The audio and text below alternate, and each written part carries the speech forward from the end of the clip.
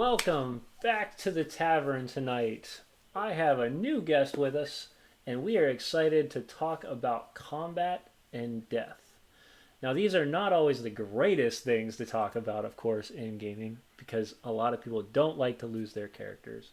But here at the tavern, we talk about things that people don't like sometimes. So that's what happens. So, me and my friends are going to sit here. We're going to chat. We're hoping you're going to be excited to join us. Ask your questions, especially about the topic, but really anything. We are more than happy to answer anything you want to know, and we will start our little bit of a chat here. So if you have a drink, raise it, enjoy our tavern time, and we'll begin. So before we You said start, we have a what? guest, but you didn't introduce our special guest. You That's said we who have a. I'm getting ready to do that. Goodness. Taking my thunder again, once again, Corey. All right. So, our special guest, Ryan, comes from another podcast and stream. And I'm going to let him introduce you to that as well as him and a little bit about him. So, Ryan, take it away. I'm Ryan, or known on Brothers and Dungeons as Spraggy. Um, we're a um, streaming outlet where we play on Brothers and Dungeons. We have a single campaign currently run by our wonderful DN B. We do a whole host of other stuff, a YouTube gaming channel, podcast, a couple other things in the works. Um, Not sure how in depth you want me to go. No, I mean, that's a good way to start. Yeah, so definitely go check them out. Let's see. Do I have any moderators in here tonight? I well, I have myself.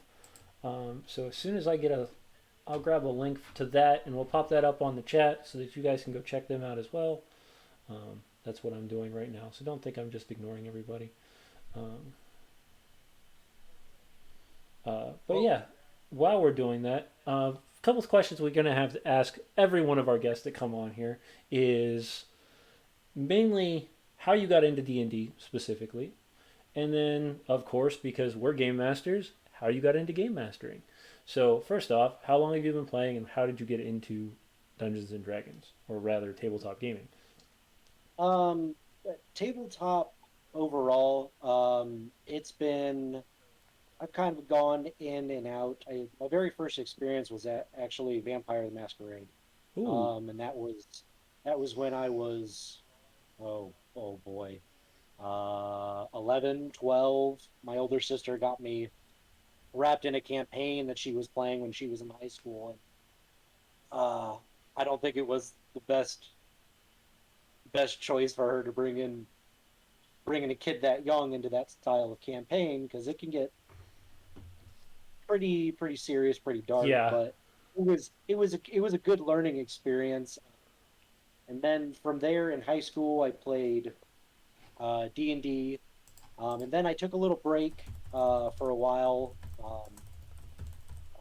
Right after high school, I mean, life got in the way, and I got back into it about 4 years ago now. Um, Joining in with a group of my friends. Um, they've kind of had a long running session going over multiple campaigns, and they kind of brought me in. Um, and from there, it's been about 4 years now that I've been running with them. As for uh, game master, dungeon master type stuff, that I've only been doing for probably about a year and a half, 2 years. I've run, I think, 5 or 6 different.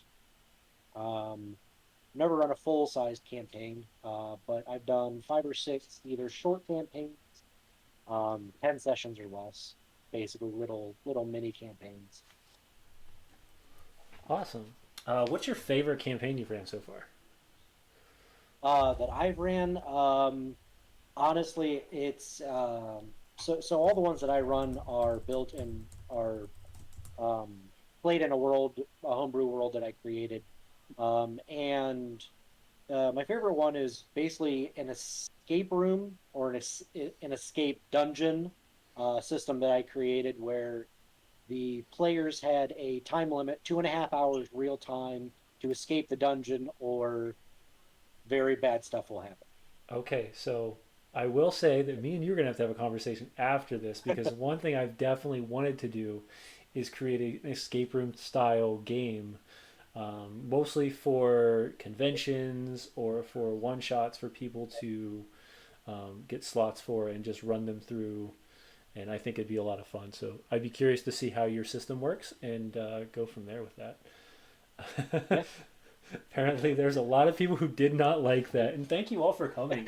I'm really excited. This is a hopping group tonight. I'm glad that we brought you guys on board, and yeah, we're going to talk about combat and death. Which, if you've ran an escape room, that's probably pretty common to everything that's been done that you've dealt with. Um, Yeah. So that's before we jump into combat and death, James, I have a Paranoia one shot that I've okay. run at Gen Con and a couple local ones called Escape Sector.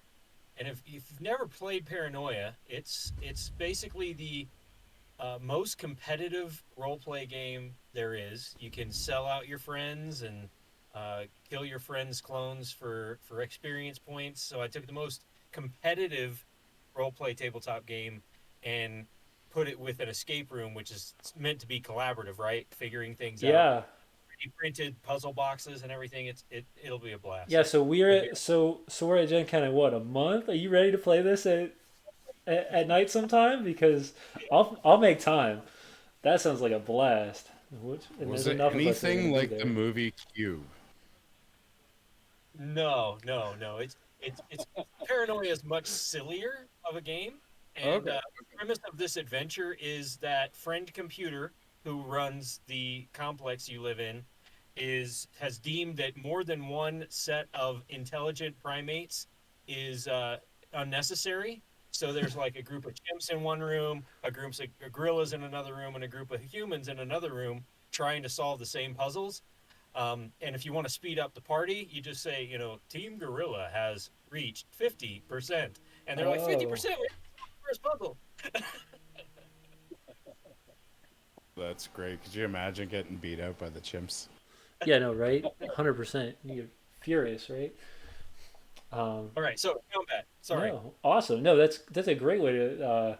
So before we jump into combat and death, is there anything you guys would like to ask Ryan, or is there anything you'd like, or Ryan, you'd like to ask everybody else? And we're, like I said, this is a very free form format, and it's pretty much like four guys sitting at the bar. So Yeah, if they don't have any questions, I'd like to ask uh, the other two that what's your favorite tabletop game to run as a game master? So you're talking like different kinds of tabletop games, like D&D versus Vampire the Masquerade, or Yeah, if okay. you, I mean, if you've run other style, anything other than Dungeons and Dragons, do you have something that you prefer playing or running over D&D, or is D&D your favorite? I've only been in like as a player or as a DM like a year. yeah, no, So it's just like here, learn 5e. Oh, by the way, there's hundreds of other games that are similar. And I run kind of exclusively horror theme stuff. Gotcha. So finding out like there was the Lovecraft tabletop, the something Cthulhu, Call of Cthulhu. Cthulhu. Yeah, Call of Yeah. Cthulhu, and stuff like that. I'm like, well, a little too late. I've already learned all of this crap. Hey, there are compendium books that do where they translate Call of Cthulhu, a lot of the tabletop games, into 5e hmm, gameplay. Mm. That's actually some of those. I've actually used those in a couple of my uh, mini campaigns that I've run. Because let you me can't get you that for necessarily you because use. I know I've seen it. Well, I Yeah. might have to take a look at some of that because, like, I've done like my own homebrew stuff with some of my horror campaigns. I did one campaign where I added new skill, new modifier, and it was their spirit modifier. Mhm. So it was if you're not a charisma player, because usually in D&D it's charisma that wards off possession. So I added this modifier that was 8 plus the idea was mind, body, soul, so plus your wisdom, plus your constitution, plus your charisma and proficiency. So all that plus 8, and that would get your spirit modifier. Yeah, so Gotcha. the one you're thinking of, it might be. Don't give me. I don't know for sure if this is what you're thinking, but there is one out there called from Sandy Peterson's called Cthulhu Mythos, and that legitimately is translated Call of Cthulhu into fifth edition, and Yes. they Yeah. have a couple. I think they have a couple books. It's not just that one, but that's the main book that can shows you how to run Yeah. paranoia and sanity. Yep. Yeah. Shit, I'm gonna have to look in that. They've got the gameplay, and then there's the other one that I've used from their set of books is the monster manual, Oh, I because didn't know they had it. Now I'm excited. I absolutely I'm very excited. I haven't yet, but I've been very tempted to just drop a Star Child in the middle of a very when my players are very relaxed, just drop a Star Child right in the middle. That'd be See, insane, this is man. why I Yeah, picked I'm this gonna have guy to look into to join the combat and death group, right? Like, oh yeah, Oh, that's everybody's chilling out at the bar, everybody or at the tavern, everybody's chilling around the campfire. Star Child. What? Yeah, pretty much. Oh man, I love that. All right. Oh yeah, thank you. I'll definitely look into that. But that answers my question there. I would Awesome. probably do like the Call of Cthulhu, Mhm. but I've only ever done D&D. Gotcha. So I'd say my favorite system to run, even though I love running D&D and I get uh, lots more lots more experience running D&D because there's a lot more players for it. But I love the Blades in the Dark and the Blades in the Dark spin-offs like Band of Blades. Those are some great. I think it's a great system. Um, yeah, it's dark. It's based around more role play than crunchy combat and characters. So, it in a way, it's more like Vampire the Masquerade in how it plays. You know, it's not as a combat doesn't last too long. Kind of like in Mhm. Vampire, combat's 3 rounds maybe, right?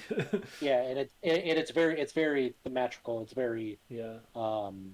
it's not a whole lot of actual role for um, I guess using your actual skills from your paper. It's more about detailing what you're doing, Right. acting it out. Yeah. See, it's funny because I've never actually played Masquerade in a tabletop format. I was introduced to it in high school in an actual LARP format, and yeah, so I know all about the whole theatrics of it, but I have never actually played it on the table. So we had to do it with rock paper scissors, and it's hilarious to watch 50 to 60 people in a large area, and they're walking around when they're fighting, and you just got people going like this, going.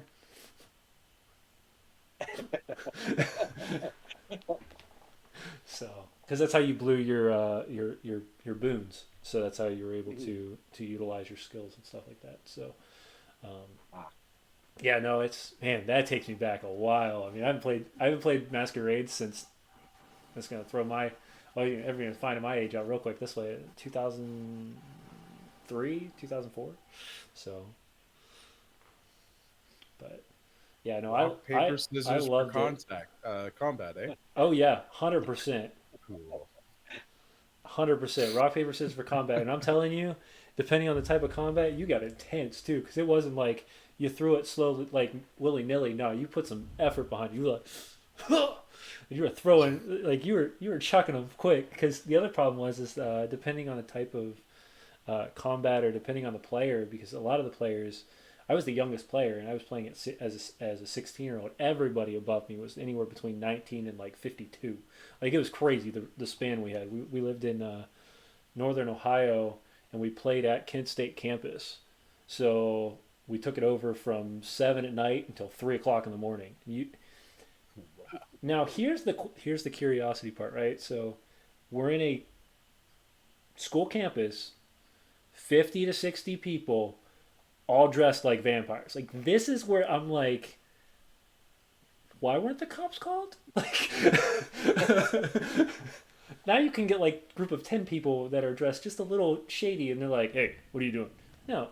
50 some people we would play cuz we had four or five storytellers that would pick off different areas for different parts of the city and stuff, and it was crazy. Anyway, let's get back to the to some D&D because I can't talk about vampire anymore because I don't remember it as much. It's been a while. Um, but yeah, so interesting. We vampire specifically, combat and death. So these are the main topics that we're going to kind of talk over, or we're going to hang out and chat about today because I know personally D&D. If you read the book is about what 50-70% combat is that's what it writes it as, but really when you're playing, depending on the type of storyteller you have and depending on the type of game master you have, combat could be very, very low. So, either direction, how do you make it fun? And that's kind of what I was kind of curious to find out what you guys thought some because it goes from the difference between it being intense right at the beginning to just this slugfest of I'm out of spells and everything like that, and I'm just pounding away at some HP, which is really to me just not an enjoyable feature. So how would you guys in a combat situation, or rather, how do you start a combat situation to make it fun for the players and for you? Because it's always not really fun for you if all you're doing is throwing the same spell left and right at people either. So, let's see. We'll go around. We can go. Let's go. Let's Start go, with the new guy. Yeah, let's go. Yeah, we'll go with the new guy. Yeah. Yeah, I was gonna throw you under the bus first, Chris, because you're the youngest Oh, well, when it comes to yeah, D&D. sure, go so. that way, man. And I was just gonna say, let's go clockwise because that's an easy way of doing it too. So, Oh, I see you over there. Okay, yeah. Thank you, Hey, yeah, thank you we for can the do that. sub. That's awesome. I'm glad you guys are enjoying this. Um, Hey. All right, so am I going under yeah, the bus? I you're don't getting, care either way. yeah, you're getting Uh, dropped. You're getting dropped under the bus. If okay, if I okay. have to, I'll back up. Um, I think adding environmental hazards is a great way. I'm usually pretty nice to my players, and somebody I ran a one shot just last week with pointed out something. The players were kind of being stupid in the sense that they're setting a building on fire that they're battling in. Um, and he had this great idea, and I'll definitely implement it in other campaigns later on if that ever comes up again. Um, Smoke hazard. So at the beginning of your turn, a Constitution saving throw, and So I was just like, yeah, of that's course. awesome. Actually, I just did that to my players last night. Oh my God, Yeah, that's perfect. yeah. So my players are. I run a group on Tuesday nights that are doing a Tomb of Annihilation game, and they're getting ready to look for one of the magic weapons in the game, and they're diving into this trial area. But the thing is, it's all underneath a volcano. So every time they take a long rest, they have to roll a Constitution save if they get a point of exhaustion because they're literally inside a giant volcano. So as the heat rises and they start losing oxygen, slowly and surely they're failing at their and so it becomes a timed game on top of it. So, but yeah, no, that's a great option. So elemental hazards, that's great. All right, so let's move to. I think we're gonna go to Ryan because we'll just go clockwise because I don't really know the skill level between Ryan and Corey, but I knew Corey's been playing for a long time. I mean, to keep it really interesting, I really like using environmental effects are one thing I really like to do. Maybe not so much. I actually made a note about the smoke hazard thing. I'm going to use Right? that. But I like to use um, the environment and the possible any effects that the creature that my players are fighting, how would they change the environment around them? One of my favorite encounters I set up. I didn't actually get to run it though because my players ran away. Is basically an enter cap situation. With them being around, there's going to be spider web stuff like that. Um, I love using those kind of effects to um, make trip hazards or get a player immobilized for a turn until they can break out. Um, I've had situations where I've had players fall into holes or even be swallowed in the middle of combat, and players have to figure out how their new environment affects their play is going to affect how their character reacts. Um, I I also really love throwing in um, basically having timed intervals for more opponents. If if if combat isn't done by a certain number of rounds, a I do it one of two ways: either a stronger opponent adds comes into the battlefield, or a horde style event happens, where the players have to choose to either keep fighting past a certain round until they get overrun, or they either run away. Um, I I think adding the extra suspense, especially when they don't see it coming, because they think they're winning. I usually do it about 6 rounds because by the time 6 rounds comes around, if you have a pretty balanced fight, the players are usually winning. Um, for the most part, at least in my experience. Mm-hmm. And then on that 6th round, bam, something 3 or 4 CR up from that monster comes in, and they're like, shit, what do we do? That I think that invigorates them to keep going, and it makes them think about what they're doing in their combat situations because it doesn't matter, um, or it does matter. A new enemy coming into the field, they might have resistances, immunities, so you can't just keep throwing out fireballs and ice knife and stuff at people. You have to come up with something. I've had a few of my players come up with pretty ingenious stuff, using move earth or mold earth to their Mm-hmm. advantage. Some other pretty tricky cantrips and combinations of spells and melee attacks. Um, but I think basically having this revolving system of continuously new enemies, um, um, it really makes them focus on doing their job as the player in the combat scenario. No, I like that. Definitely timed. I wrote that down for time intervals because um, I know Corey and I have talked about maybe doing like a one-page PDF on these things so people can come back and actually check and see some of the stuff we come up with during these things. Some of it's been pretty creative. I know the first time we started this, we came up with a -1. Oh, I wanted to tell you about this, Corey, and this is where the tavern thing kicks in because I bounce off to something else for a second. Um, I actually saw online somebody stating they're like, "Yeah, we ran a -1," and I was like, did you watch my show? Like, is that why you did this? Because I had never heard it before we even thought about it. So it was really a cool idea to see pop out there. And for anybody who's curious, -1 just means building the larger environment together as a group rather than just allowing your players to start in the portion that you're at. So that's what our negative We one talked was. about using that also as a point to find out your comfort zone of your players, Yes. especially if you're not playing a game with your regular group of friends and Yeah. these are random people from the internet. Take this time to say, do you have a preferred pronoun?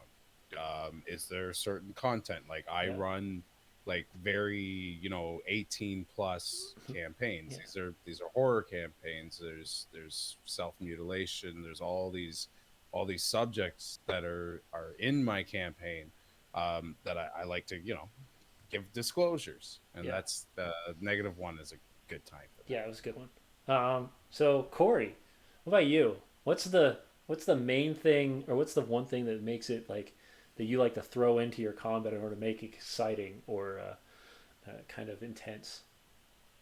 So I'm going to build on the kind of the a number of rounds thing, except what I did, and I'll use an example from a couple weeks ago when I ran Murder and Motley for you guys. Um, Having a trigger of some sort, and in that combat, the trigger was when you get the opponent to half, something happens, and then it's basically a cutscene.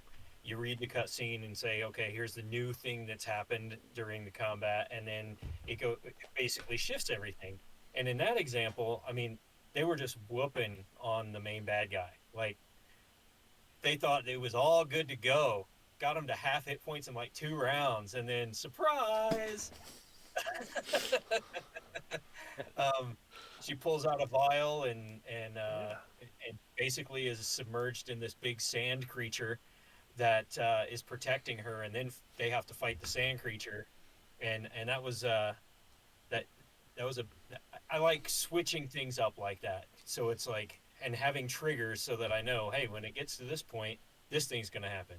Um, and the one that's coming up on Friday, the second of the carnival one shots that I'm running at Gen Con, which is Chaos at the Carnival, it's all combat. Like there's like 15, 20 minutes of, hey, explore the carnival a little bit, and then all shit breaks loose, and it's combat for the next 3.5 hours.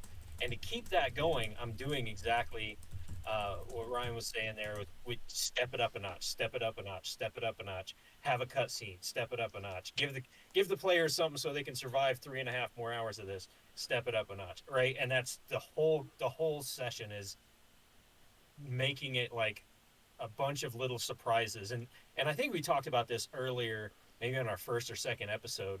Part of what I love doing as a game master is coming up with those gifts for my players, Yeah. coming up with something they get to go, ooh, that's great, I love that. And instead of it just being okay, here's the stats of the monster, here's your stats, can you beat this thing? Yeah. Eh, That not much fun. eh, Yeah, yeah. not much So fun. that's kind of how I do it, is just keep stepping it up, keep changing things, throwing cutscenes right in the middle of the fight. Another thing that I do that it, I encourage the players. I make speech a free action as long as you're not having a conversation, so that the players are encouraged to talk to one another and say, "Here's what I'm gonna," or "Here's what I'm doing," or in character, of course, right? Like, who's got a healing potion? Those types of things can be uh, a, and you can reply. You don't have to wait to your turn to reply. Um, and yeah, like role playing during combat is like make it like a comic book, right? Everybody's got the bubble above their head as they're swinging their sword, right? Yeah. Oh, I agree 100%, man. I love letting the players be because sometimes they can use that moment to come up with a really insane plan that will like totally change the entire layout of the battle. So like doing something like that's great, man. Yeah. Yeah, no, those I'm gonna kind of like just tie it all together here. So like the cool thing about all this is it's keeping the situation changing, and that's really the main focus of making combat exciting, in my opinion. The other thing Corey said, and it's one thing Corey says pretty much every couple episodes, descriptions can change the game real quick. But what I did like about you is you cut to a cutscene. That was a really interesting thought process because you're not allowing the players to mess that up. So when they're going from one point to another, they're allowing themselves to, you make sure that that change happens. And sometimes it's fun to be like, oh, you see them pull the vial out and the rogue goes, oh, I'm going to shoot the vial real quick. If you've got those types of players, cool. But if not, let your players enjoy that moment for a second where they're able to get that intense change. Because I remember and I was playing with Corey, of course, and I don't ever get to play, so I was in my zone of actually playing as a player and enjoying my time as a single person. And when I saw that, I was like, oh, this got even better. Like, I got excited, and then I was able to, you know, jump into combat even more at that point. And I was playing a wizard, which I don't ever play spellcasters normally ever, unless I'm throwing spellcasters at people. Because who doesn't like throwing a fireball at a player? It's great. It's fun times. Um, so yeah, no descriptions. Changing your environment, these are great ways to make combat so much more interactive and so much more fun. Um, the the timer for that you were talking about, Ryan. That's an awesome way to keep people ready, but it also is a great way to tell people, guess what? you don't know exactly what's coming up because it could get bad. And if the players don't know that's coming, or they have that thought process in the back of their mind that he likes to do this every once in a while, they're going to play their combat much differently and much more strategically than they are just every time.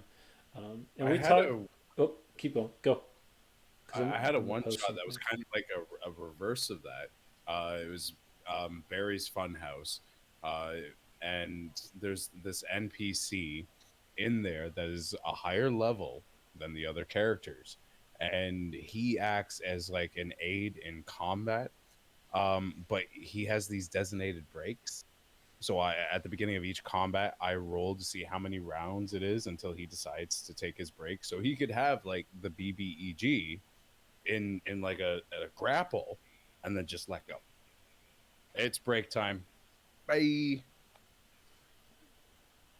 So I posted up on that on the chat there. So that's our monster talk that we talked about, and we were talking about the different type of actions and reactions and bonus actions. We had this conversation last week, which is great because this kind of stemmed into this program or this program. So yeah, so these are great ways to change things up for people. I love it, man. I love this stuff. This is why I talk about this all the time. It's your So jam. yeah, So, it so really is. sorry, when you're talking about actions, that brings up something else I do during combat. In sometimes depends on how big the combat is. Is I give a init to the environment, to the place, right? So which is usually the bottom of the round, and I describe what's happening. And the reason why I do that is like if you're having a combat in a crowded street or in a bar, there's more going on than just you and the enemies. So giving an init to the surrounding so that you have time to describe, oh, hey, I've got it here. Init one is, the patrons of the bar. And Yeah, they don't participate in combat, but they participate in the story of the combat. right. And that I think having something like that so you just remember, oh, by the way, we're in a crowded street and a wagon goes by, or this happens, or that happens, and you put it into the combat. Yeah. The other thing you do, Corey, that I was blown away from because I've never seen it done in person, is you make them roll initiative every round. That's a GUI house rule, which Yeah. they and when I look, I think that it makes it different. If you roll a nit every round and you're counting down, okay, who's got better than a 20 in it? All right, now 19, 18, and that way it does two things. One, it's not I'm going to go before the monster this turn and I know it.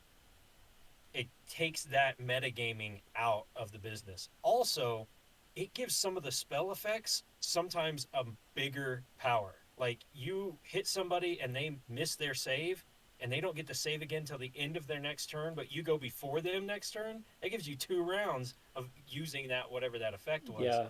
Uh, and I love that. I Yeah. think that's a great GUI rule. I can't take credit for that one. No, Uh, no, we have, I but give yeah, that a it's shot. really, it's, I, like I said, I've never played it that way.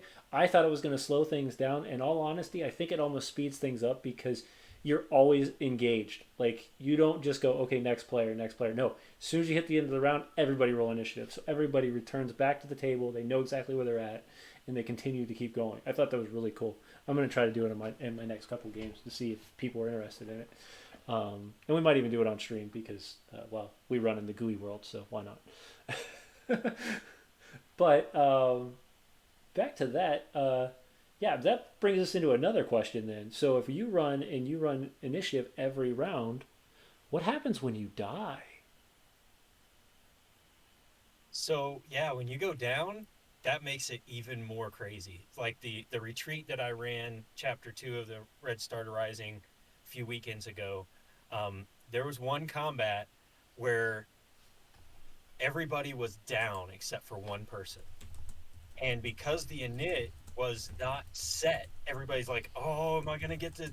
Am I gonna fail my third death save before the cleric gets to go, or before this person gets to go? I don't know." And they roll their inits, and they're like freaking out. And then the very first person on the init has 2 failed death saves, and they roll a 20, which puts them at 1 hit point, and they're back up, and Yeah. everybody's like, it was just, I think that adds a lot, especially in the D&D where you're like sitting there and you still have a turn, Yeah. but you're seeing you fail or pass a death save. Yeah, no, I, I'm definitely gonna start implementing that because like I'm getting, like I said in the chat, I'm getting goosebumps thinking about that because I'm like, because I've watched players drop and they're like, I've got a round and a half, I've got a full round, like I'm good, everything's fine. You're like, roll your nit 20. Oh, I'm at the top of the round. Roll your death save, fail. Yeah, I'm gonna have to give that a shot, man. That sounds like a hoot. Now that might change some things up for some players, but it does come back to the second part of this conversation, right? Is death. How do you make it intense? How do you change up death so that it's not easy for the players all the time? Because death shouldn't be something that they're just like, it is what it is. No, when a player drops, especially if it's a group player that in the group is very connected, there should be an immediate reaction change of that person's down. So, and I've got a couple home brews that I use, but I'm curious what everybody else has. So we're gonna go back around our table again, and we're gonna start, of course, with our newbie, who actually I absolutely adore. Even though I call him a newbie, I absolutely adore him because he's only been around. He's only been playing for 2 years, less than 2 years, and he dove into this game system so deeply that he's coming on on a tabletop stream like this and talking D&D in the same level. So, and on top of it, he has a cool little raven. So that's cool too. So, Yes, Edgar. Edgar treats me well. so Um, yeah, so I have not dealt with people going down a lot. I think like a couple of times, and I've never really had to do anything myself because everybody had already gotten together so well that when the character went down, everybody just lost it. They're like, oh no, like they're taking opportunity attacks trying to get to this guy, right? They're doing whatever it takes to pick up their fallen comrade, right? Like, so I haven't really had to do anything like that. So I don't really have much. Like I okay, definitely have plans for what I would like to do if a player fails their saving death throws. I also like the idea of giving them hallucinations, like having moments of their life flashing before their eyes, little descriptive moments like that. But like I said, I haven't got to do much of that. So that's pretty much about all I've gotten to do is like give that little bit of like, you know, you're remembering the time when you went fishing with like running yeah, you through this stuff, right, yeah, or maybe even like one thing I would love to do is, depending on the player, of course, and how their character is, but giving them a glimpse of Mount Celestia or the Abyss, yeah, just in those final moments. But as far as like as they're doing death saving throws, it's about all I got. Now I have some ideas I would love to do if I ever get a character, especially if the player is really attached to that character, a little something for them if that character dies, okay, like fails their death yeah. saving Those throws. But three we death can keep saves. going around and we'll get back to that. Oh It's yeah, definitely, because yeah. that's going to be the third portion of this if we ever make it. But we're already at 45 minutes, but I'm loving this, so we're probably going to go over tonight. And we've got a hop in chat, so keep asking your questions. Any questions you guys have about combat and death, or D&D in general, or if you just want to know one of our handsome faces, anything about us, we're good to take. So, Ryan, so death in your experience, anything you do to change it up to make it more spicy or Um, exciting? yeah, a lot of mine. I like to run my all the games that I've ran. I like to do them. They're very dramatized.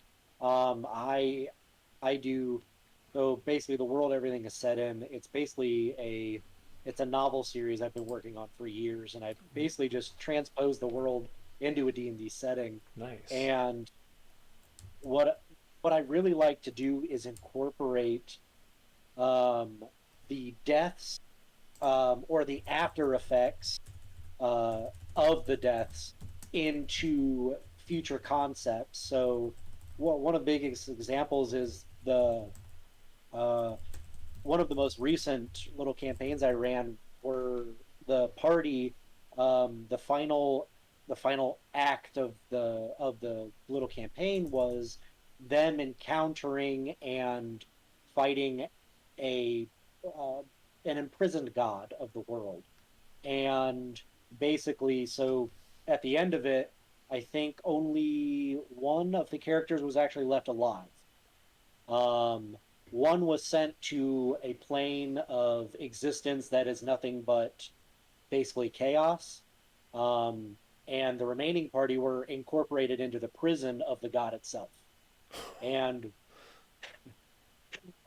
so what I wanted to do in that specific instance is I know in the future, especially for we're actually going to be hopefully starting another campaign um, for Brothers in Dungeons with me at the head, and I hope to incorporate that to bring those characters back because some of the characters are going to be in the party are going to be the players or the players in the party are going to be some of the same players in this new campaign. So I want them. I really like the idea of a player being able to revisit a character, but seeing them, not playing them. Right. And I really like um, I really like seeing them what they're. I've always enjoyed seeing reactions about that. Hey, this is somebody that I built, but now they're stuck in the circumstance where I can't control them. How do I react to that? And I also really love um, I really love theatrical displays. Um, I really like to give my players that chance to if they want to do something heroic or very in character during their death scene, even if it's as stupid as the uh, if that's what if that's what you think your character is going to do, Right. or if that's something that you if that's how you want to portray that, then uh, I don't see a problem with that because that gets you more into that character because you never know. You might have done that silly little thing. That character might come out of that, and now that character has to live with that act. And that could affect them for the rest of the time period that Yeah. they're that character. Um, but I also um, making during the death save process. There's actually an interesting, I guess, concept or procedure I'm trying to build um, in my world. It's called the Revenant Effect, Mm. and depending on if and I see some of their names in the chat, close your ears for the guys that for the guys in my party. Um, there's an effect that I really want to incorporate that allows them to if in a campaign once a character is dead they're dead their soul is somewhere else. Now their body can still be there. They'll never be that same character again. But I've wanted to incorporate this process where if that character has a significant amount of unfinished business, they should be able to, if they want to, given the choice, um, both on um, if they want to follow the specific arc and a dice roll to determine whether or not it does go through. They should be able to. I would like my characters to be able to go out and finish that business, but in a different state of being. No, I like that. That's I actually did that. So we had a very dramatic end to our paladin in one of my games where they were going up against a the end of an arc. He risked his life. He sacrificed himself. They spent the entirety of the gold that they had made, the entirety of everything they had made from that encounter, and the rewards they were given to bring him back. And I always challenge my players, and I say, and they were still off on money. So I was like, well, you realize that now that you don't have enough money, there's a possibility of something going wrong. Um, and I think I've talked about this on another show. But what we made happen was, is I said, okay, I said if you roll a d20, I said if you get under a 5, you're dead. There's no option. You don't come back. 10 through 15, something cool happens. 15 through 20, you come, or 16 through 20, you come back. So he rolled a 13. So instead, he came back at the same level he was, but he came back a different class. Now the cool thing about that was is we kind of played the Revenant Effect, right? So later on in the campaign, about 4 levels later, he runs into a shamaness looking a witch lady, and she can see through people to see that they've died or that they've been other and they're like fiends, those types of things. And she Yeah. looked at him and she says, well, there's more to you. And he goes, what do you mean? And she casts greater restoration on him and unlocks that portion of his brain, bringing back the paladin to his character. Ooh. And he at first he was like, it was great because he really played it well because the episode that it happened in, he was always just confused and lost, and then as he continued to grow with it, he kind of molded both characters together. It was a lot of fun. We kind of built it off the spot, but it definitely came into a cool concept for the character, and he really loved playing it.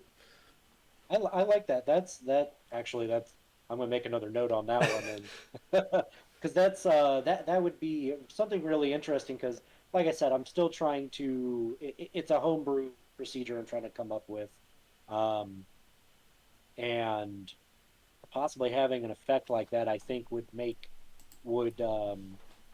I think make the process more robust if there are individuals that might be able to sense or affect that state of being, that new state of being that the characters have put themselves in. Yeah, and So, it made it interesting though because when he brought him back the first time, and he brought back so he played a he played a paladin and he came back as an Echo Knight. And I don't know if anybody's experienced the Echo Knight before. It's a Exandria Matt Mercer developed class, but it's the idea that different portions of the world are echoes of themselves.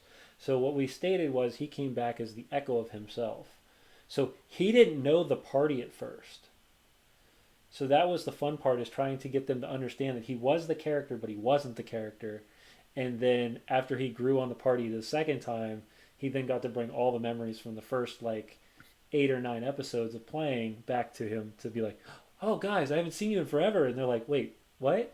And he got it was great. He had a great time playing it. He played it really well. He was a new player too, which was really cool because he got to experience something that was way unique for his class or for his development.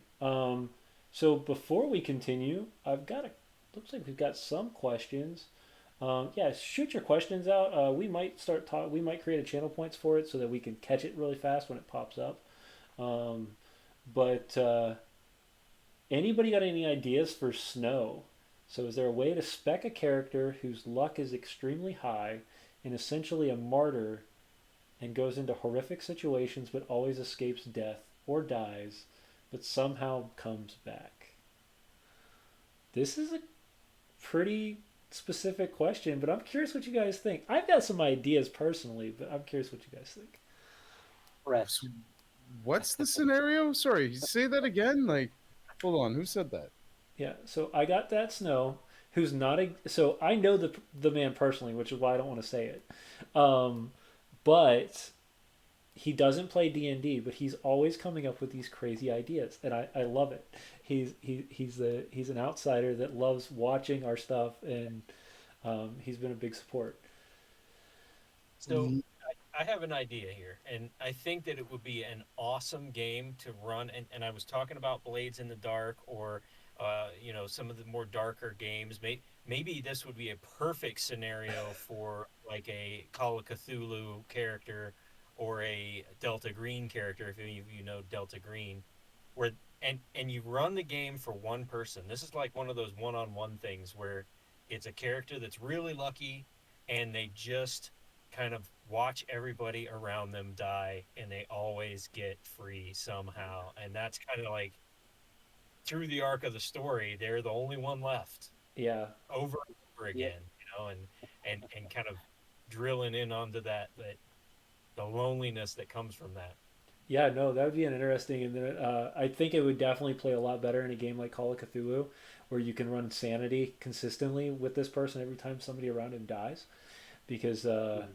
um, and that's something we'll talk about. I'm actually going to write it down because I got another idea for another show, which is how do you customize your characters? Like how do you customize player characters and allow them to bring in some personality to their characters? So, but in this one, I think if I had to bring it in a D&D aspect, first off, it's got to be well, let me rephrase. I'm not gonna say gotta be, but yeah, definitely Lucky Feet, some sort of rogue or bard. Yeah, they're busting through it real quick. Yeah, um, yeah, that's gonna kind of be like a god of like being a avatar of like Loki or something, or a character similar to it. Uh, yeah, I think that would be the one way to play it. And the only difference I would play though, and I think it'd be something I would have to talk to the player about though, is you only can pick a small amount of your memory each time you come back to remember.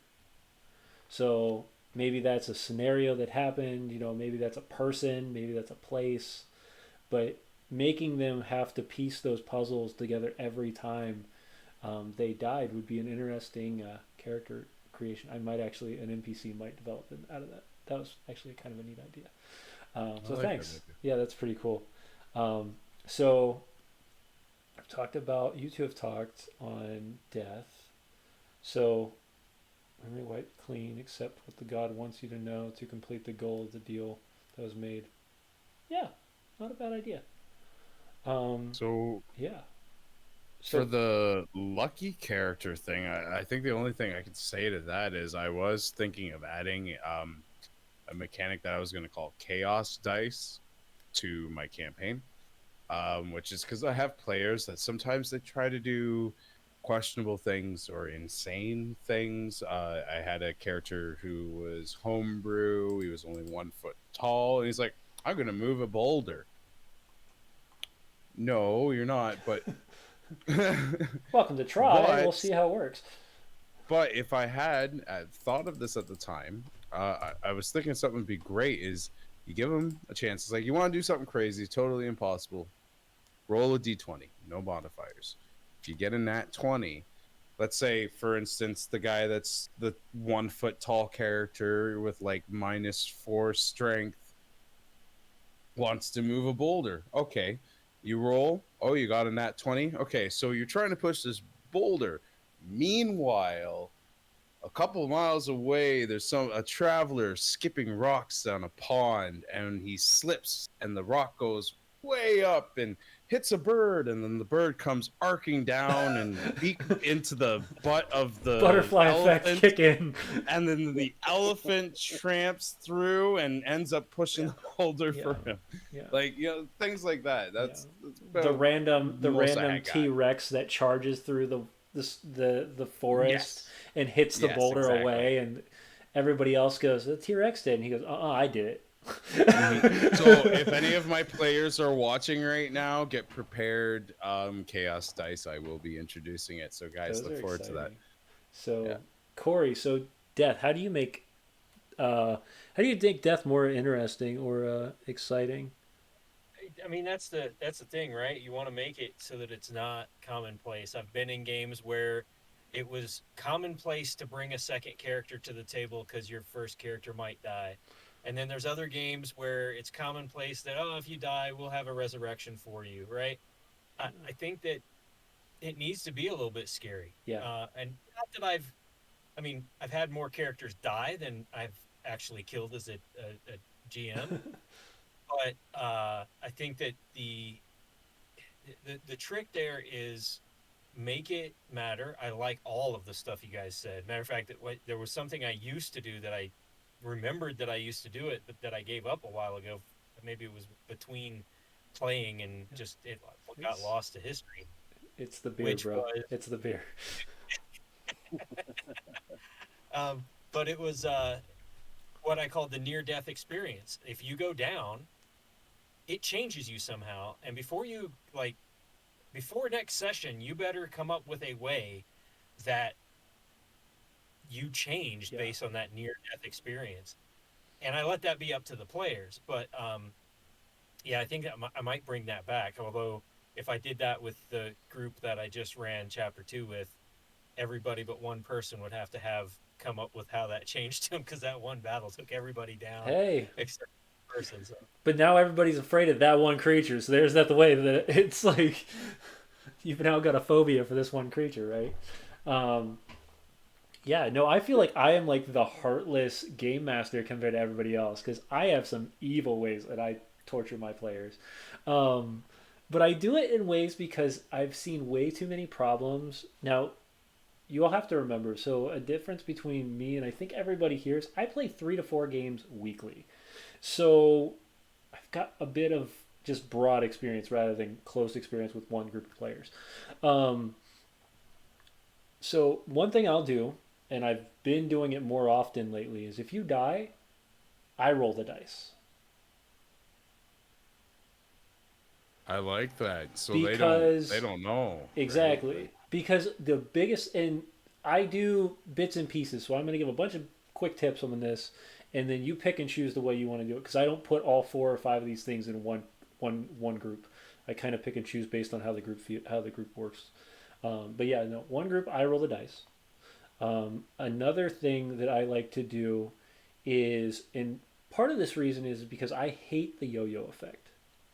And what I mean by the yo-yo effect is, oh, he hit 0, cure wounds. Okay, cool. He's back up. Oh, he's 0, cure wounds. Okay, cool. What is the like? What is that doing to that character? That character's not learning anything. You're not really getting any sort of excitement out of this. You're just bringing him back up and down. So what can be changed?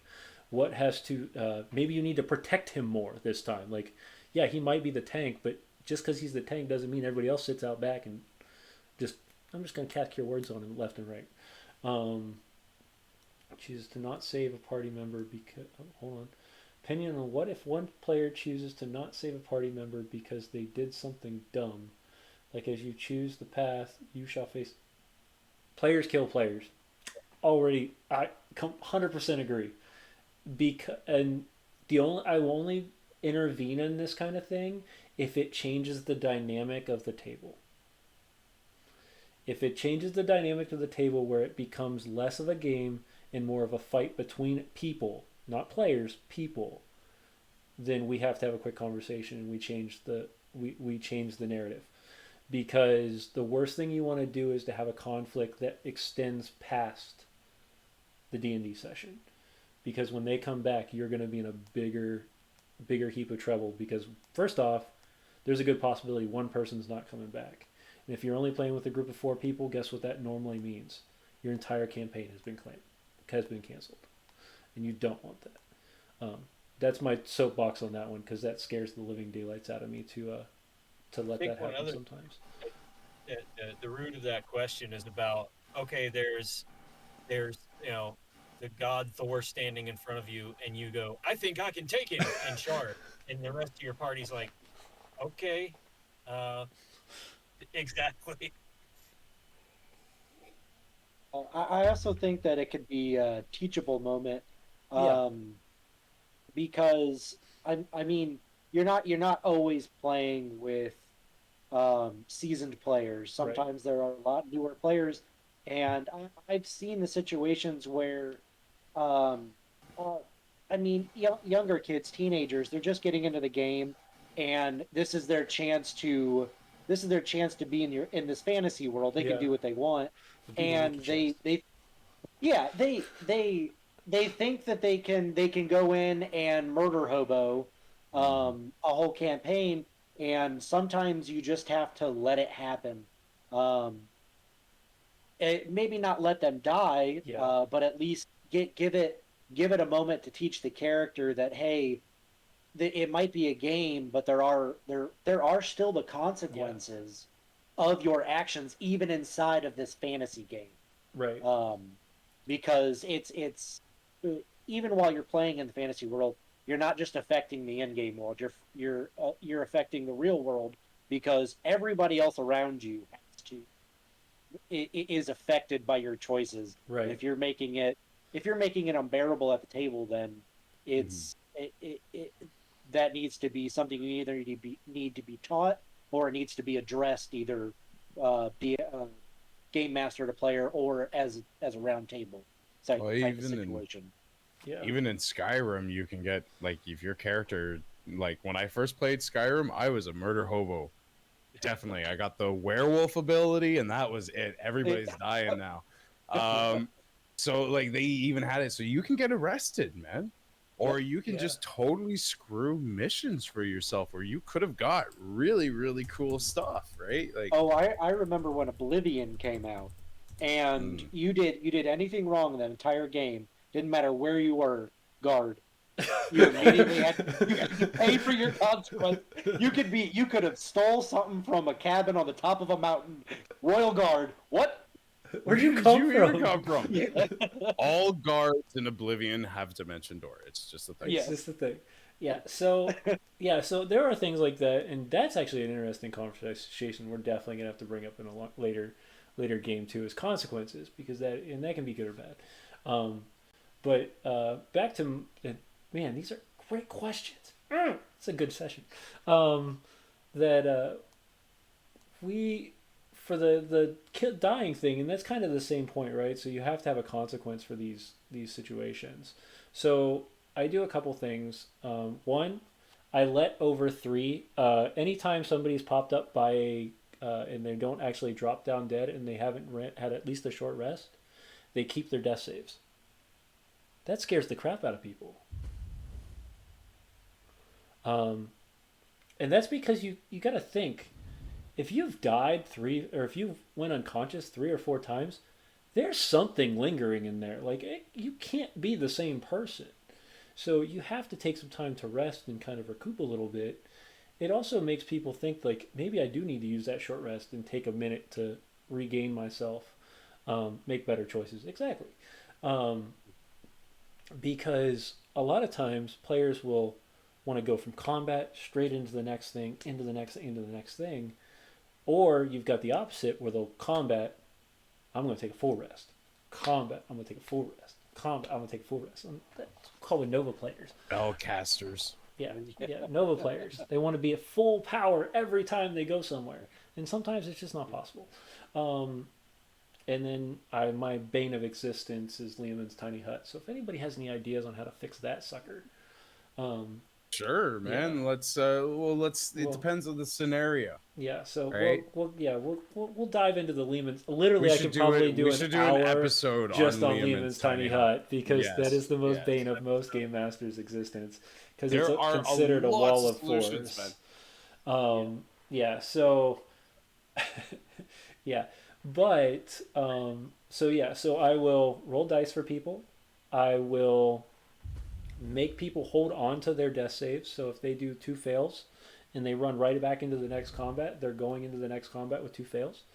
Um, if you die more than twice in a session without at least a short rest, or actually, if you die more than twice in a combat, I start dropping exhaustion levels on people, because like you don't come back the same. Like I don't think people understand that when you die, you died. You're literally holding on to your last breaths.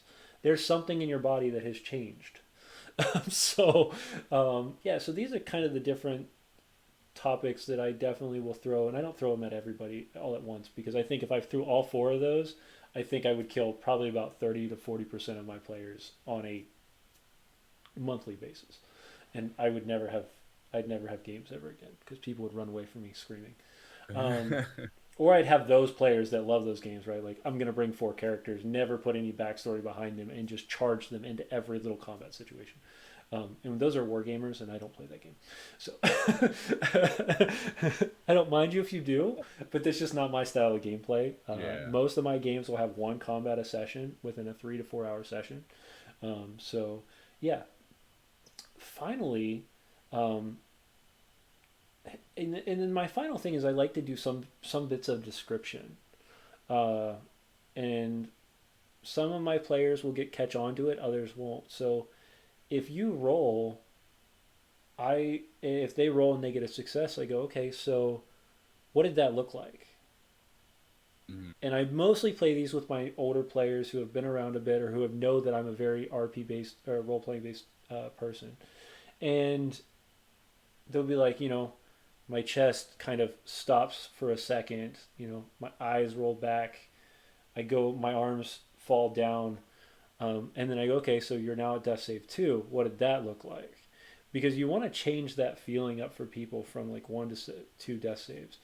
Um, but really, when I realized that people were just watching those death save counters like clockwork, which if I played your way of doing it or the GUI way of doing it, which is rolling the initiative every time, that might change up my concepts a little bit of which ones I would implement at a time as well. Because if I'm rolling death saves for them every time, but they're changing up their initiative every time, that could change up how fast they're dying very quickly. Um, but it also brings a very cool thematic version of that as well, because there's a difference if the person was dying on round one and now in round two they're at the top of the round, so you could say they're bleeding out at this point. This isn't just you know they got knocked unconscious and they're having a hard time breathing. No, they're bleeding out, like there's blood everywhere. What's going on? You guys have to save them. And for Snow there is, so it's three death saves that are a success, and that stops the death roll. I don't really agree with that, but that's why I throw all these other caveats into things. Because that's the worst thing in my opinion as a game master, and I think most players will say the same thing. If you're in a combat, you make your three death saves, and you sit there the rest of that combat unconscious. How fun is it for that player? It's not. So I think that's the most boring thing you can do for a player, Yeah, truthfully. no, I agree. The other thing about it, and this is just 5e rules, right? The Right. hardest part is if you have, because the rules are if you get attacked while you're making death saves, it's a failed death save, Yeah. right? Um, two failed death Two saves. failed death Yeah. saves. So that means if you go down and there's somebody standing over you and you just did like 15, 20 points of damage to that villain, why wouldn't they kick you in the face? At Right? least, at least give you at least once. Like maybe they won't knock all your death saves away, but they're gonna make sure you failed one. Oh, I haven't had the heart to do that yet. Then I Yeah, haven't had the heart. yeah. No. So I mean, I'm there with you, Chris. A lot of times I won't have the heart to do that. Now Mm, it also depends on what tier of game I'm playing. If we're in a tier one, which I consider one to five, I definitely probably won't do that. But a lot of the monsters that they're going up against, they're not thinking that way. But we kind of went into this right. with the with our monster talk, is as they start getting intelligence and they start learning tactics, a mercenary is not going to walk away from combat. He knows there's a possibility that, and especially if he's an intelligent mercenary, he knows that there's a possibility there's somebody walking around here, or they've already cast a healing spell and he's seen it. All right, he's done. He's not coming back. I Yeah. don't have to worry about him this time. Do that to a player count one time. Watch your players change their lifestyle. They're going to change everything about what they do. Oh Um, yeah, that would put the fear in them. All right. yeah, but you got Yeah, to make sure you're timing those right. I mean, I've had to do that to characters before. It wasn't necessarily a full combat situation. It was, they were running away from something too big to fight. And sometimes you have to motivate your players that they get to a point where they as players start stagnating, and you have to get to the point where you roll a die and oh look, that player just got swallowed. What do the rest of you do? Yeah, Um, so I mean, it I really I really like uh, I really like the process of like forcing your players to um, think about what they're doing and adding that dramatic effect in yeah, there, because sometimes, I mean, I've even done it before where it's maybe not to keep your players going, but the story itself might call for, or maybe the player wants to change characters or something, and the story calls for one of those characters to die. Mm-hmm. And adding that dramatic effect, I think, just seems to um, uh, it it makes it changes it can change the atmosphere and how the players think of death, because if they realize that their characters can actually die, they sometimes they will play different. Yeah. Yeah, it puts the fear in them, right? it, it, They're it, Yeah. it does. Mhm. And Now, what do you guys do if you have somebody who fails the death saving throws, but you didn't necessarily want that character to go anywhere? oh no, that's on the dice at that um, point. I'll rewrite or I'll write what I have to on. You shouldn't. I've Go ahead. This is my personal opinion on this: is you shouldn't have a story in a campaign that is detriment on a single player. No, that's true. That's So true. But you do get those players that are very attached to the character, and you know what? The dice just wasn't in it. mhm. Um, there was something that they put in the Ravenloft book that is the. I'll just bring it back up here in just a second. The Dark Gifts. And I think it's an excellent thing to introduce, especially if you got like a paladin who went down, to have them like meet like time stops and their soul leaves the body and there's a demon there. It's like, I got a deal for you. You know what I mean? I'll bring you back. I'll even give you that one hit point, but I'll give you a dark gift. And you will also have to complete a task for me, much like how you have with your warlock class. So like turning your paladin into almost a warlock is I think that's kind of a cool idea. Now I wouldn't say like do that every single time you have a player die, because then all of a sudden you just have like this whole party that for some reason has deals with various demons and they all have the dark gifts and stuff. But it's kind of a really cool thing that they introduced that could really play out well depending on the setting and depending on the PCs. Yeah, I agree. I mean, one of them is basically Venom. So that's cool. Yeah. So what about so yeah, you get a player, he's attached to his character. This is a hard concept, right? Cuz you don't want a player to feel like he doesn't have a character anymore, or that he has to go back to the drawing board and draw this character up. So I like the idea of giving them a secondary option. Maybe it's not the best option. Maybe it's not like what they want to do, but it gives them that opportunity to, oh, you can come back.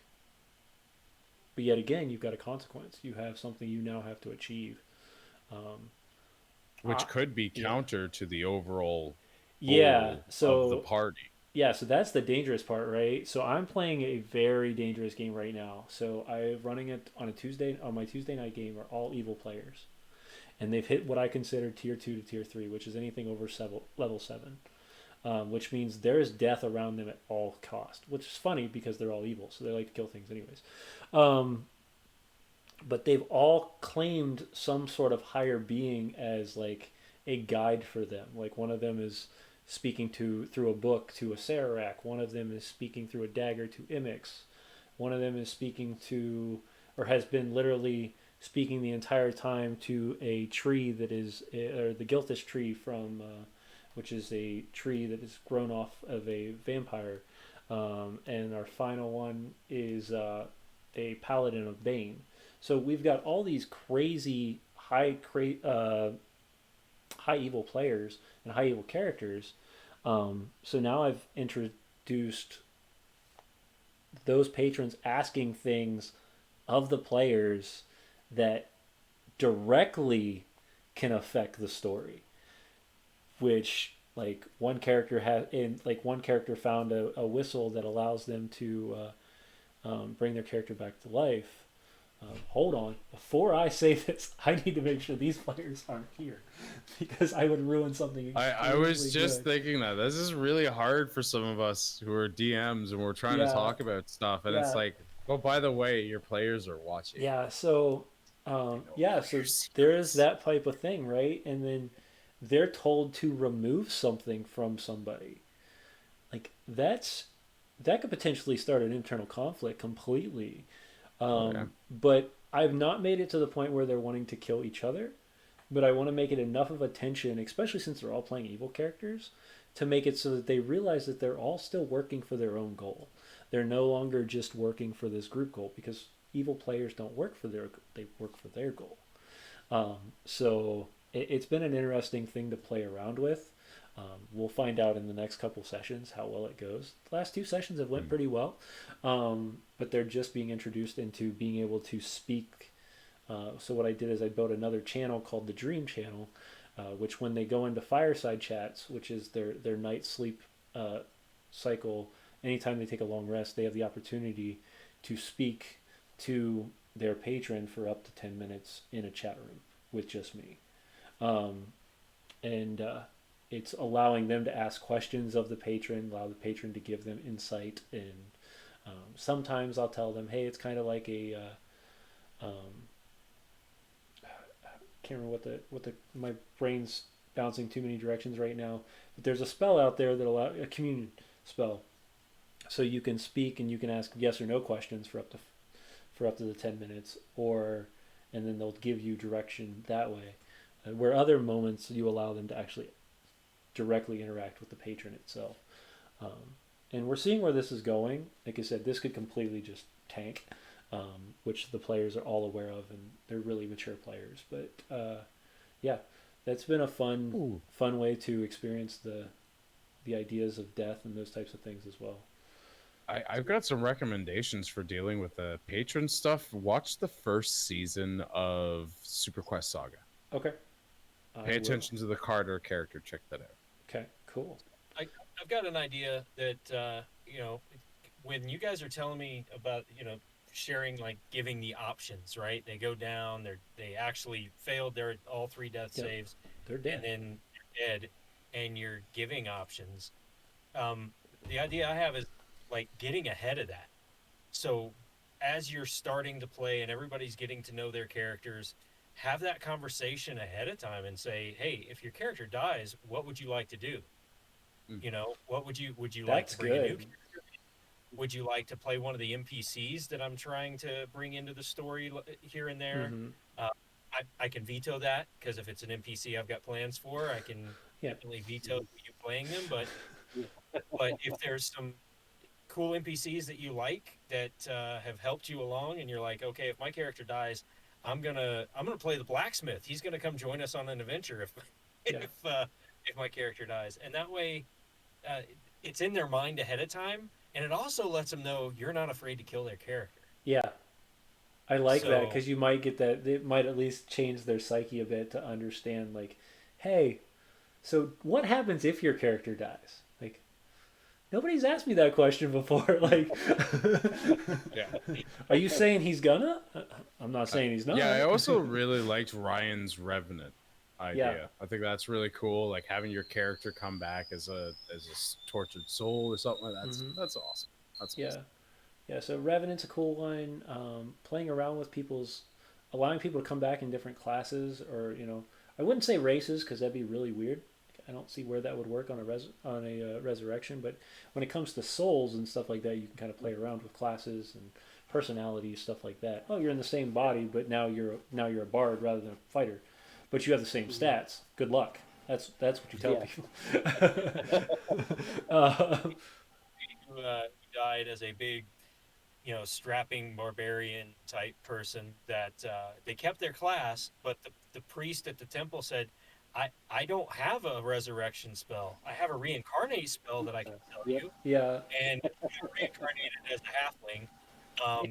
So he had this, you know, he was like, and he had halfling stats. So Hmm. big But he barbarian. still has the attitude of the big barbarian. yeah, Yeah, yeah, yeah, right. yeah, yeah. No, those are great options.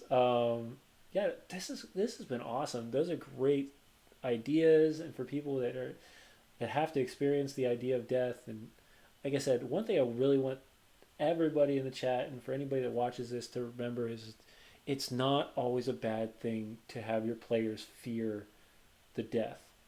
You don't want the players to be running in every combat knowing that you as the game master are going to rescue them, because that's not fun. There's no risks, Yeah. there's no tension. If I know no matter what I do, no, if I run straight into the king's court, run with dagger in hand straight at the king, I've got a whole line of knights that I've got to go through, and I know I can stab that king, and I'm going to walk out of there scotch free. You better believe I'm going to try to do it. Yeah. But Yeah. but if I don't know that, if I know that by step 3 I've got 3 swords going into me, now I'm going to look at a different thing. Um, and yeah, it's definitely something that you have to let your players know that it is a possibility, because I think a lot of players don't think it's a possibility, or they get so attached to their character.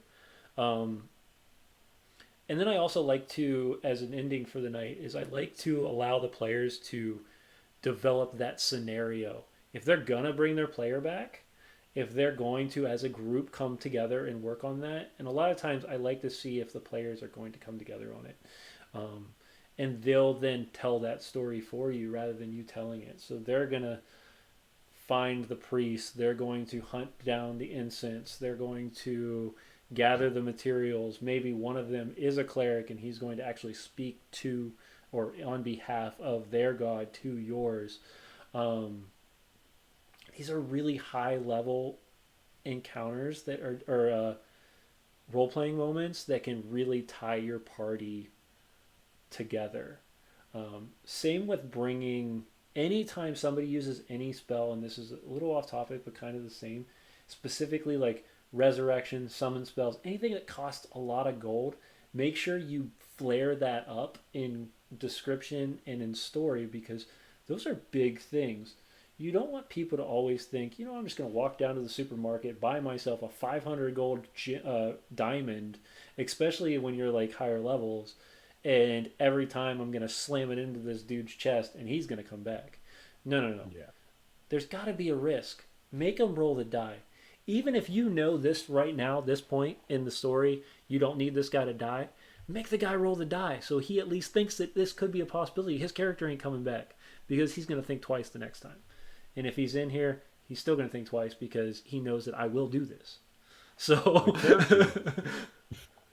A character dying is also an opportunity for like a side quest. It's like, Yeah. they die and they go to Shadowfell, and there's this wizard or whatever that found an entrance to that dimension, and you have to go in and bust your buddy out. yeah, Right? Like, yeah, you can make a lot of fun out yeah. of it. So there's Or different. hey, you have to get a egg of from a phoenix, or like Yeah, or at least a feather from a phoenix, right? Like, yeah, make it more than just an exchange of coin to get the person back. yeah.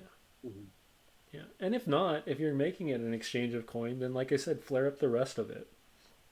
Make them require the actual step, like make them write out or come up with the steps. Like, okay, you guys are sitting in a circle. You're resurrecting this dude. He's got the money for the diamond. What are the rest of you guys doing? Are you just standing there twiddling your thumbs, or are you going to actually help with the ceremony or the procession? So that type of thing. I just had a crazy idea. Sure. You have a cleric performing some kind of resurrection. Mm-hmm. You do a roll to see whether or not that body actually gets the right soul back or not. Yeah. Did it last? That's how I did my paladin. He got the wrong. He got an echo of himself. Yeah. No. Like I said. These are so fun. And if you've never experienced, I hate to say this, as players, if you've never experienced death in this type of way, I'm sorry, because this is the fun part of death, in my opinion, as a game master, in my opinion, as when I have played a player, is when I'm at that moment of thinking like, what is going to happen or what's going to change? As Corey said, know what's going to change in your mind or what's going to change with your body. If you get skewered in the chest by a giant blade, you're going to walk back and you're going to have a massive scar that goes straight down your chest.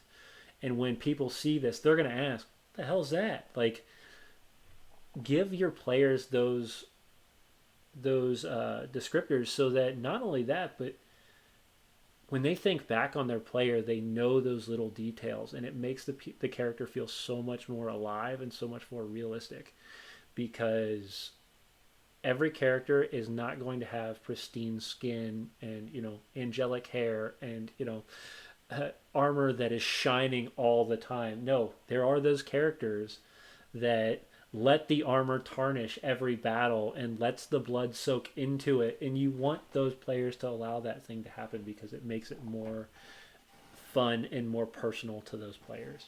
um, Uh, yeah, I can attest to that too because in our we call it our OG campaign, the original campaign where I got back into yeah, playing D&D. The character that I've been playing the entire time has been through that very scenario where my character died, and we have my character's very homebrewed, um, but he has the ability to basically he has a spell called Suture where he can reattach body parts. It has to be organic material. And the character Herbert is his name. I got literally blasted. Well, no, we killed a bunch of guys. I injected myself with something, being very dumb, and I had to replace the body parts. And I'm at this point like this has probably been 2.5 years ago in like real time. Like I've had to spend the entire time since then playing with the fact that I have a body part. My new chest is from a guy that we sent a lightning bolt through. Like that affects me as I play because yeah, I can't just go running around doing whatever now yeah, because if someone even just goes boom, there goes my heart right, or everything inside me. yeah, I mean, it's that particular scenario is it's very on it's very on one end of the spectrum, yeah, but like it does as a player, it does make you think like you have to play your character a certain way. You have to um, you have to think about these compensations you have to make while playing because like my character has two different leg sizes. They're two different lengths. yeah. So my character has to work with that Does all that the mean you have two time. The different whole arms? Like you have like a Goliath arm and like a yes. halfling arm? Well, at one point we actually had used that spell, and I ripped off one of my arms and I attached an orc arm, and I had an armathy. Oh, okay. Oh, that's what that guy was. That's what the But, one person was saying. Yeah, Oh, that's great. A uh, Frankenstein's monster, man. That's yeah, awesome. essentially, that character basically is Frankenstein, the yeah, doctor. yeah, Mhm. Um, but it does as a player, thinking about that as a player, like it really does make you think about the consequences and the possibility of death. Like if it hadn't been for me and actually the player there, Corgi Lover 100 there in the chat, she's our druid in that campaign. And if it wasn't for my roles and her roles, my character would be gone forever. And it yeah. makes you think about it in a whole nother level, Right. having to not only go through that traumatic experience as the character, but then have to come back and live with that choice. Yeah. So I mean, it really does it makes you hug your character sheet hard. It really does, and that's also something I like seeing as as a DM is having that look in a character's eyes, and they're like, oh no, this could really end. Like this could be the end of my Yeah. character. I don't want to give them up. Like for me, that's an awesome feeling because they've gotten so attached to this thing that they've created that I've helped them create that it makes the game so much better, Oh, in I my opinion. agree. That's Oh, for sure. that's awesome. And I'm gonna. I hate to say this. I'm gonna stop us at this point because this is such an awesome way to end this. Before we do though, I am gonna try one thing though. So I'm gonna give you guys. So as we go around and do our final outs here, if you guys have a topic that you, especially with how busy the chat is this week, if you guys have a topic you want us to touch on next week, until we can get the channel point thing up, that you guys can post in there and let us know what the next topic should be. Um, Throw up questions right now in any format. Like, hey, we want to learn about traps, monsters, player characters, death, travel. I'm just tossing random ideas out there. Any is it can be as crazy or as small as possible.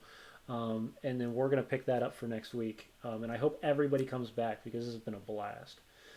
So as we wrap up, while this is going on, Chris, do you have any final comments to give our to before we exit the tavern?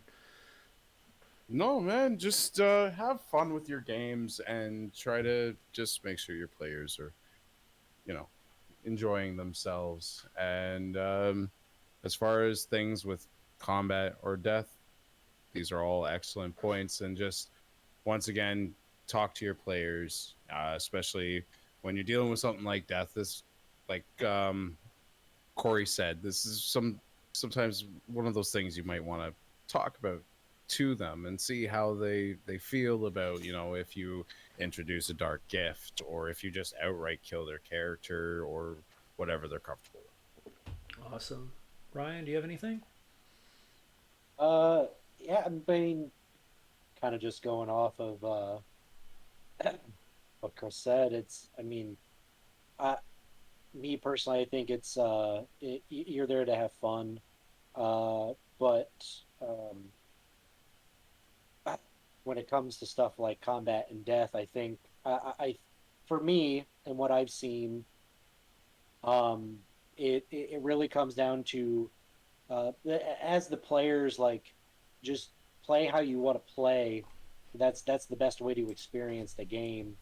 Um, and as a DM or as a game master, it's um, having the thematrical effects in there kind of helps the overall setting of the game as well. And what I'm hoping is uh,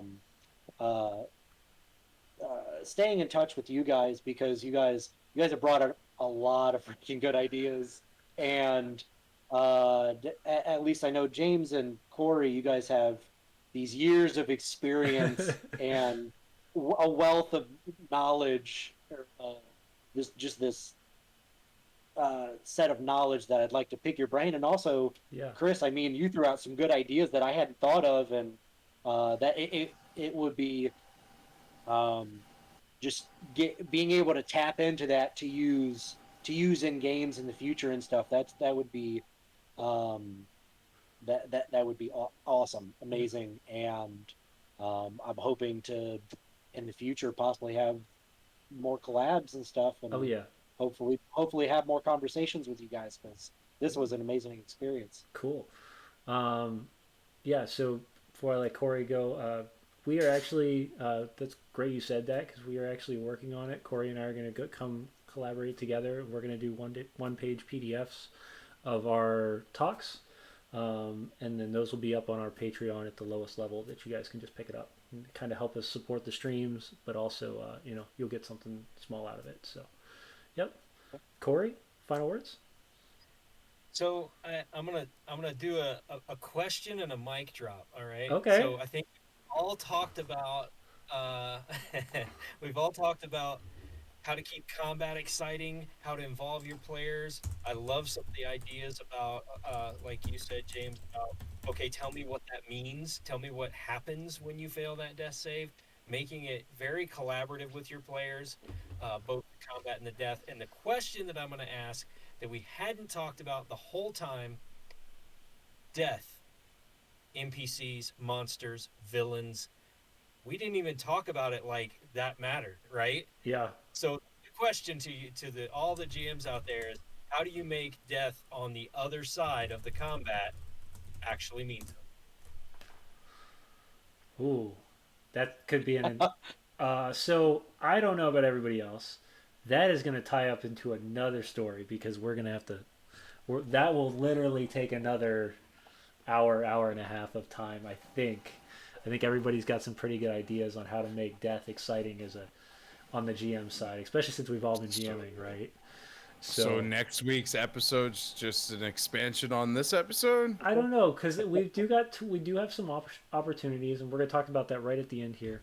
But I want to thank you guys, and I want to give a shout out to all three of you in the organizations that you guys are working with because really that's what Tabletop Misfits was built behind is not only a streaming network, but a network of excited influential game masters and players who just want to come in and give their knowledge away to make other people's games better. So, Chris, as always, thanks for coming from My pleasure. Dungeon Studios. Ryan from, and I'm gonna mix this. I'm gonna mix this up. I do it every time. Brothers in Dungeons. Yes. I apologize to anybody that's in here. Yeah. I've legitimately been saying it backwards, and I feel so. And I've been trying to keep it right. And then, of course, my good friend Corey from Chrysalis Endeavors, who also works with us over at GUI Cube. Dang it! How do I stop them from doing that? Why does it do that? Hold on, Corey. By the end of the night, you're going to be a moderator. You don't have to worry about it then, because then you can post. You can post links whenever you want. Because I don't do. We normally have a tech on our stream, and they take care of all this stuff. I literally game master and then do the big wig stuff. So thank you, Decimus, for all you do every week during our stream, because I wouldn't be lost doing everything else. But yeah, from the three of you, thank you for coming on. And thank you for coming over to the tavern, hanging out, talking about combat and death, bringing all of your friends, which has been such a fun time. And next week, we have a couple options. And this is going to be the for the four of you. And I don't think we'll have Ryan back. We'll have somebody similar to Ryan, or somebody else, or it'll just be the three of us talking again. But either way, we will be here at the tavern, and we're either going to go over the other side of death. We can go over character building, which apparently we have not talked about. Which we talk a lot about game mastering, but there's a lot of other players out there than there are game masters, right? So might be something we need to look into. And feats. I don't personally do a lot with feats. I like to play around with them with my NPCs every once in a while, but it's not a big thing for me. But I would be curious to talk about it, because I will say that one thing cool about feats is normally, other than the fact that they allow you to walk, is that they give the game a little bit more fun. They give it a little more personality to the game. So what do you guys think? What should we do next week? Come on. Throw out Building a character sounds pretty good. building characters. We could do we could tie the feats into character building and Okay. Mm-hmm. Yeah, but we like to talk, so I don't know if that's gonna work. Yeah, we'll do that. We'll do a double. We'll try to tie them together. Yeah. So right? we'll Like, do start character building. We'll break through the character building thought process, and how to build a character in a thematic way that makes the character more alive, as well as how to implement feats, because feats allow you to personalize your character a little better. And then yet again, thank you, Ryan, for coming. It was a blast to have you. Hope you come back to the tavern again.